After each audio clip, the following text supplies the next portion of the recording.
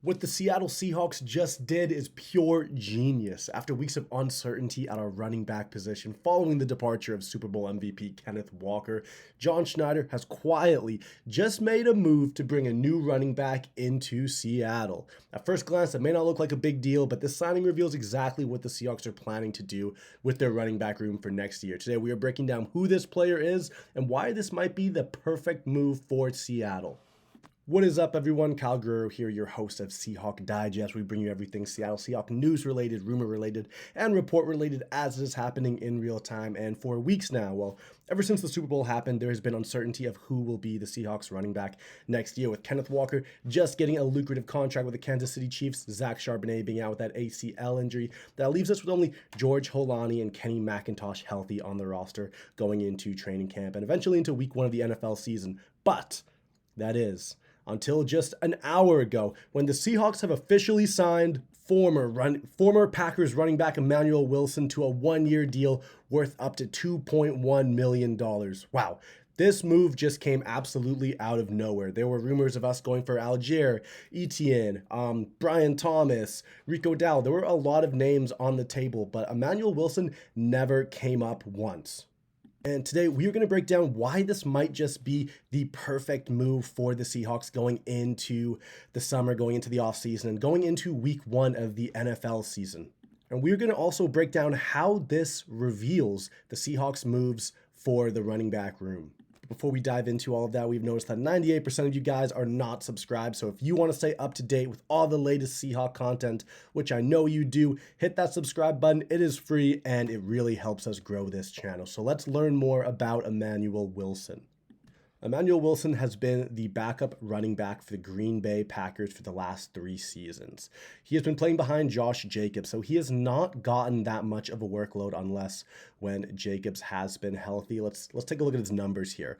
On the ground, he's rushed for about 500 yards the last 2 years and adding in 3-4 touchdowns both of those years. He ran for 4 yards per carry in 2025 and 4.9 the year before. In 2023, it was much less of a workload, but he ran for 6.1 yards per carry. I've watched a little bit of Wilson play last year, and even reports now are saying he is a great north-south style runner. He's a bruiser, and he will really pick up those hard yards for the Seahawks. I don't think he has ground-breaking home run speed like Kenneth Walker or some of the other names we've been watching, but honestly, just a very solid pickup here.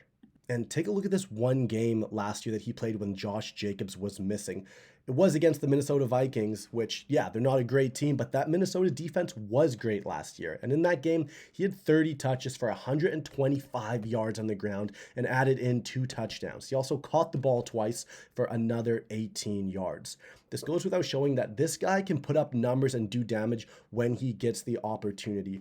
I've always thought the NFL is a league of opportunity. You never know when your opportunity is going to come or when it's going to go. But if you can make the most of your opportunity, you can do whatever you really want. And for me, this Emanuel Wilson, he has the opportunity to vie for our RB1 at the start of the season until Charbonnet is back fully healthy. And with that extra opportunity, it'll be really interesting to see what Emanuel Wilson can do with it. Can he blossom into a guy that is known as a RB1 around the league and a solid starter?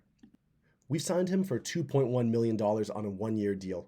Kenneth Walker just signed for $14-15 million for the Kansas City Chiefs. This is like $12-13 million cheaper than what we were getting there. And for Wilson, he has an opportunity to come in and really be that RB1. This is a prove-it contract, which in this 1 year, if he performs with the Seahawks, he can hopefully get a bigger contract for himself next offseason, which is exactly why he is coming to a Super Bowl winning team where there is a gaping hole in the running back room where he is going to have unlimited opportunity to prove himself.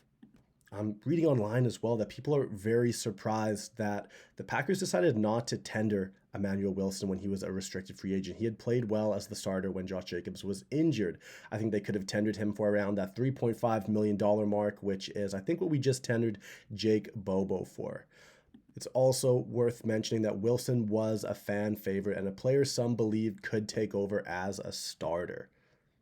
Here's an interesting note that came out just hours before Emanuel Wilson was officially signed, where we still could have went with Brian Robinson.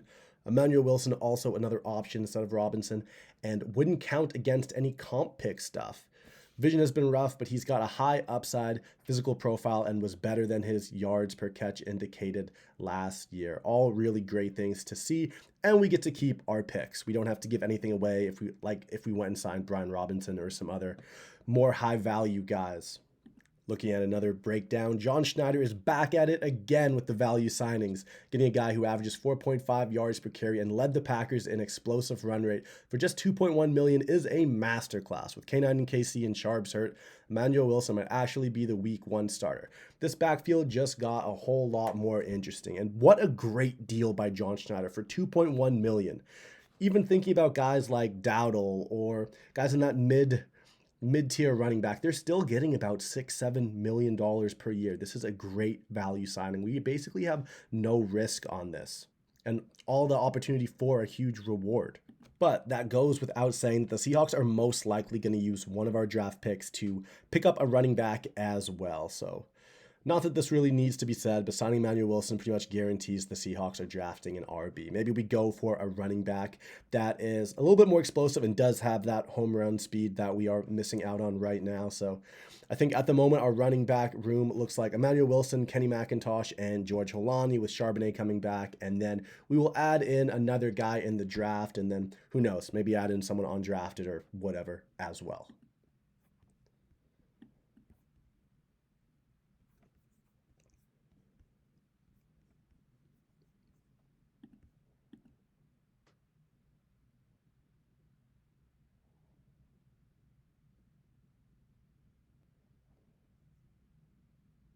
Taking a quick look at the official risk versus reward of this move. The reward is this is a cheap contract. He has proven production in a limited role and he adds depth immediately. This is a great opportunity, as we've already discussed, for Emanuel Wilson to show that he can be an NFL starter.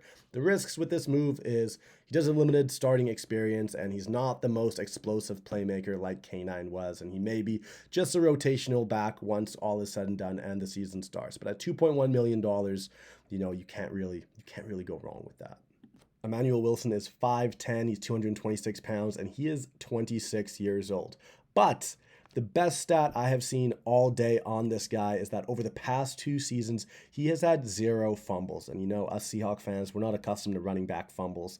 I think Kenneth Walker and Charbonnet have had 1 fumble in the last season, maybe 2 seasons. So just another guy add to that culture.